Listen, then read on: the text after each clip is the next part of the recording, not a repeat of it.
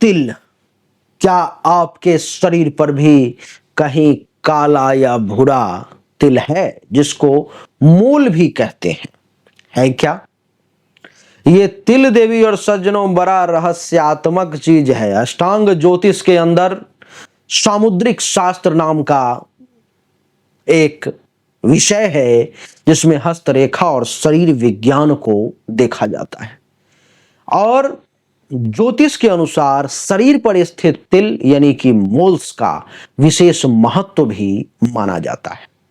ऐसा माना जाता है कि तिल का स्थान रंग, आकार और आकार में वृद्धि या कमी व्यक्ति के जीवन पर शुभ अशुभ प्रभाव डाल सकते हैं। तो आज के इस वीडियो में मैं आपको उसी मोल्स यानी कि तिल के बारे में बात करने जा रहा हूं। आज मैं 10 उन सबसे शुभ जगह के बारे में आपको बताऊंगा जहां पर अगर तिल है तो आपसे ज्यादा भाग्यवान कोई नहीं, और 10 ऐसे अशुभ जगह पर के बारे में बताऊंगा जहां पर अगर तिल है तो आपको भयंकर परेशानी का सामना करना पड़ सकता है।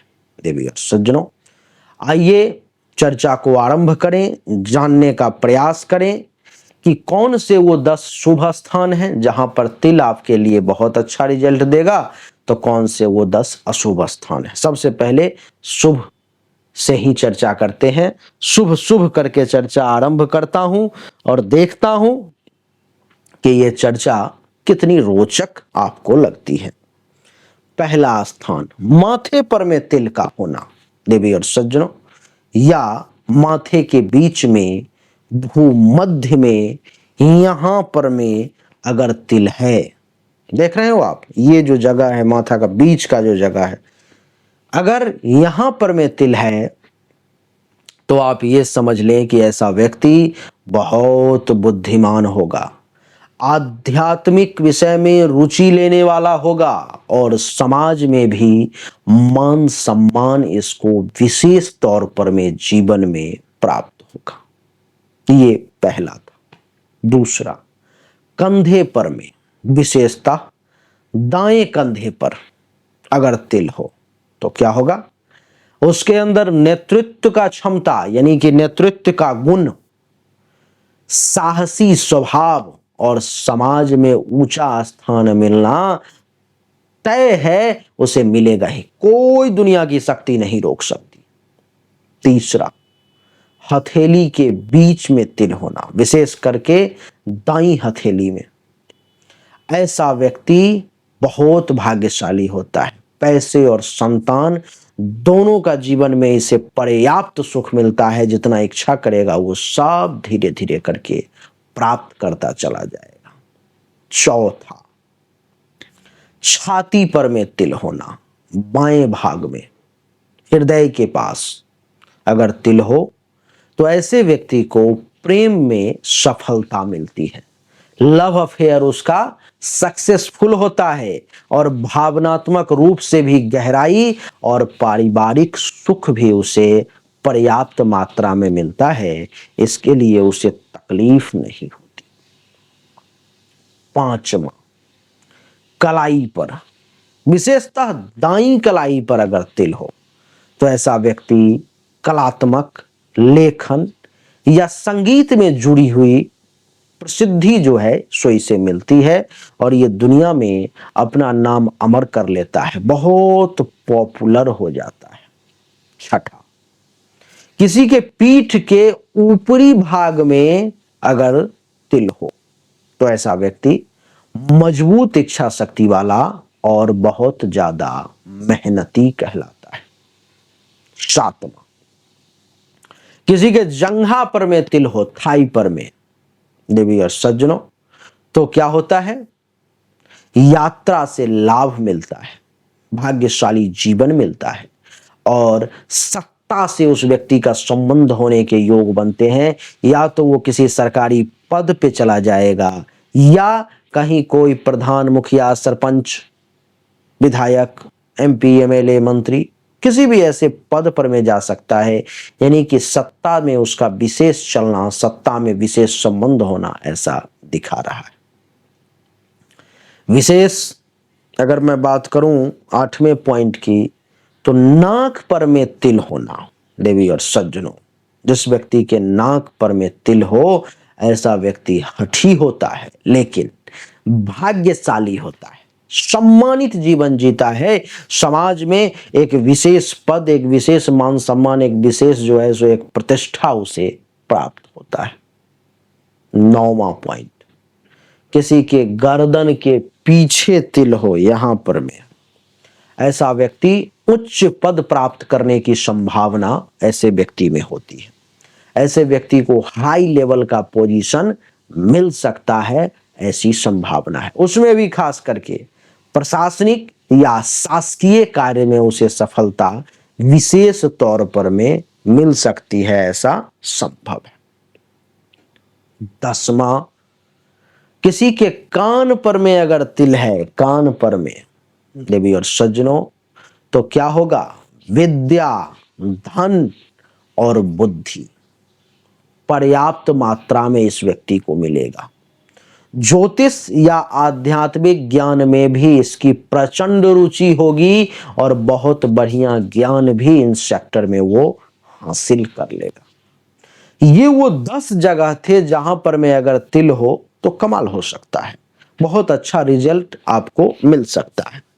अब मैं उन 10 जगह के बारे में बताने जा रहा हूं जो अशुभ स्थान है, यहां पर अगर तिल हो तो अच्छा नहीं माना जाता।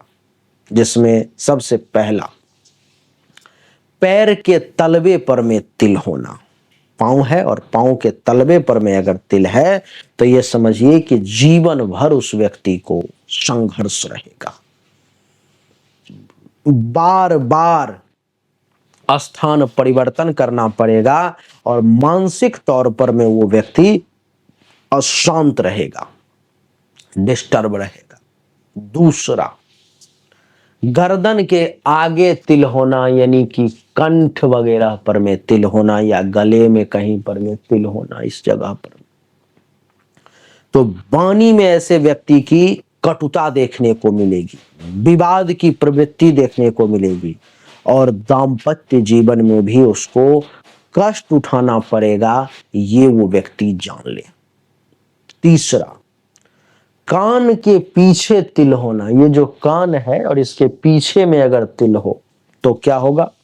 धोखेबाज स्वभाव होगा, छिपा हुआ इरादा होगा और विश्वासघात की संभावना होगी, यानी कि ये भी धोखा देगा, धोखा खाएगा भी, विश्वासघात भी आपके साथ कर सकता है और इसके साथ भी विश्वासघात हो सकता है। ऐसी संभावनाएं मैं देख रहा हूं। चौथा, ये नाक है ना, नाक के ऊपर में तिल होना, यानी कि घमंडी होना। ऐसा व्यक्ति घमंडी हो सकता है, अहंकारी हो सकता है, अति स्वार्थी स्वभाव का हो सकता है और संबंधों में इसको समस्याओं का सामना करना पड़ सकता है, ये संभव है। 5वां स्थान, पीठ के निचले हिस्से पर तिल होना। क्या? पीठ के निचले हिस्से पर तिल होना। ये जो हमारा पीठ है, इसका जो निचला भाग है, वहां पर में अगर तिल होता है तो जीवन में देरी से सफलता मिलेगी। ऐसे व्यक्ति को संघर्ष भी रहेगा जीवन में और हेल्थ वाइज इशू भी कुछ ना कुछ इसको लगी ही रहेगी। जंघा के पीछे तिल होना, यानी कि ये अगर जंघा है तो इसके पीछे यहां पर में तिल होना, यानी कि जंघा, ऐसा नहीं हाथ मत समझ लेना, जंघा के पीछे अगर तिल है या गुप्त अंग के पास अगर ऐसे व्यक्ति को तिल है तो ऐसे व्यक्ति के चरित्र पर प्रश्न चिन्ह उठाया जा सकता है। छिपे हुए कष्ट ऐसे व्यक्ति को परेशान कर सकते हैं और मानसिक तनाव की स्थिति भी ऐसे व्यक्ति को परेशान कर सकता है, समस्या में ला सकता है। 7वां, कमर के पास तिल होना, यानी कि साइड में या पीछे की तरफ अगर कमर के पीछे तिल है तो ये समझ लें कि ऐसे व्यक्ति को बार बार धन हानि होगा, बार बार नुकसान होगा, चुपचाप दुख झेलता रहेगा ऐसा व्यक्ति, और मानसिक उलझन में हमेशा कुछ न कुछ ऐसा व्यक्ति जो है सो फंसा हुआ ही रहता है। 8वां, कलाई। ये जो कलाई है ना, ये कलाई है, इसके पीछे यहां पर में ये देख लो, ये कलाई है ये, और इसके पीछे यहां पर में अगर तिल होता है तो क्या होगा? संघर्षमय कैरियर रहता है ऐसे व्यक्ति का। यानी कि कैरियर जो है सो संघर्ष से भरा हुआ, परेशानी से भरा हुआ, मेहनत का पूरा फल ऐसे व्यक्ति को जीवन में कभी नहीं मिलता। यानी कि परिश्रम तो खूब करेगा लेकिन परिणाम कम मिलेंगे। पैर की उंगलियों पर तिल अगर किसी को हो, पैर की अंगुलियों पर में, तो ऐसा व्यक्ति यात्रा अधिक करेगा, खूब घूमेगा, घूमने का खूब शौक भी रहेगा, और इस शौक नहीं भी रहेगा फिर भी घूमना पड़ेगा इसे, लेकिन अस्थायित्व तो कहीं भी नहीं मिलेगी, ये परमानेंटली कहीं पर में सेटल नहीं हो सकता। मानसिक अस्थिरता भी ऐसे व्यक्ति में देखने को मिलती है, यानी कि मानसिक तौर पर में भी ऐसा व्यक्ति स्थिर नहीं रहता है। 10वां और आखिरी, छाती है ये, इसके बीचों बीच तिल होना इसमें, यानी कि वो दर्शाता है कि ऐसे व्यक्ति को हृदय से जुड़ी परेशानियां आएंगी, प्रेम जीवन में धोखा मिलेगा, और ऐसे व्यक्ति को असफलता का सामना निश्चित तौर पर में करना ही होगा। तो ये 10 अच्छे और 10 बुरे परिणाम थे। अब तिल का रंग और उसके प्रभाव को भी थोड़ा समझ लें, तब आप बेहतर विवेचन कर पाएंगे। अगर तिल का रंग काला है तो इसका अर्थ है कि गहरा प्रभावशाली होता है, शुभ या अशुभ दोनों में ही भयंकर परिणाम देता है। अगर काला रंग है तो शुभ है तो बहुत बढ़िया शुभ फल देगा, अशुभ है तो बहुत ही घातक, बहुत बुरा अशुभ फल देगा। भूरा या हल्का तिल है तो धीरे धीरे फल देगा, लेकिन भूरा और हल्का तिल अधिकतर शुभ ही होता है, ऐसा मेरा अनुभव है, ऐसा देखने को मिलता है। तिल का रंग अगर लाल हो तो क्या होगा? ऊर्जा, आवेग और क्रोध का ये संकेत देता है। ऐसा व्यक्ति गुस्सैल बहुत ज्यादा होगा, आवेगी होगा, बहुत सक्रिय होगा, ऊर्जावान होगा, ऐसा देखने को मिलेगा। नीला या असामान्य रंग का अगर तिल है तो ये समझें कि रोग या मानसिक तनाव जो है सो निश्चित तौर पर में देगा। तिल के बारे में कुछ और विशेष बातें मैं आपको बता देना चाहता हूं ताकि आपके मन में कोई शंका ना रह पाए। तिल जन्मजात हो उसे ही भाग्य से जोड़कर देखा जाता है।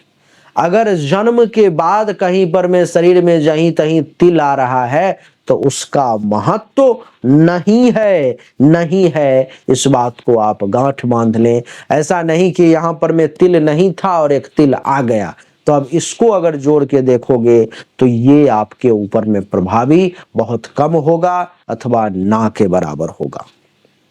जीवन में अचानक जो है सो अगर कोई तिल आ जाए, मान लो कि रैंडम, जिस पर मैं अभी बात कर रहा था कि जो जन्म से है वो मूल रूप से प्रभावी होगा, लेकिन अचानक से अगर जीवन में कोई तिल आ जाए तो ये तिल कार्मिक संकेत माना जाता है, यानी कि पूर्व जन्म का या मानसिक परिवर्तन से जुड़ा हुआ इसको माना जाता है कि आप मेंटली तौर पर में परिवर्तित होते जा रहे हैं। अगर कोई नया तिल आपको आता हुआ दिखाई दे तो शरीर के दाएं हिस्से के तिल पुरुषों के लिए शुभ माने जाते हैं और बाएं हिस्सों के तिल महिलाओं के लिए, स्त्रियों के लिए शुभ माने जाते हैं। देवी और सज्जनों, अगर मैंने जो अच्छे परिणाम 10 तिल के बताए हैं, अगर पुरुष के दाहिने हिस्से में है तब तो वो बहुत शुभ है, लेकिन वही अगर पुरुष के बाएं हिस्से में आ गया तो उसका, मैंने जो कहा है उसका पूरा विपरीत परिणाम मिलेगा। महिलाओं के लिए बाएं हिस्से में, अगर महिलाओं को ऐसे भी वामांगी कहा गया है, तो बाएं हिस्से में, बाएं अंग में अगर तिल हो तब इनके लिए बहुत शुभ माना जाएगा। यही तिल दाहिने हिस्से में यानी कि राइट साइड में आ जाएगा तो अशुभ माना जाएगा। यानी कि पुरुष के लिए राइट साइड का तिल बहुत अच्छा और महिला के लिए लेफ्ट साइड का तिल बहुत अच्छा माना जाएगा। देवी और सज्जनों, तो इसको अपने बुद्धि विवेक के अनुसार आप समझें। उम्मीद करता हूं कि ये छोटा सा वीडियो आपको अच्छा लगा होगा, पसंद आया होगा। अगर आपको अच्छा लगा, पसंद आया तो इस वीडियो को लाइक करें, शेयर करें, चैनल को सब्सक्राइब करके इसके बेल आइकन के बटन को दबाएं। आप सभी का एक बार फिर से बहुत बहुत धन्यवाद। Thank you so much. जय हिंद, वंदे मातरम। बोलिए राधे राधे, राम राम।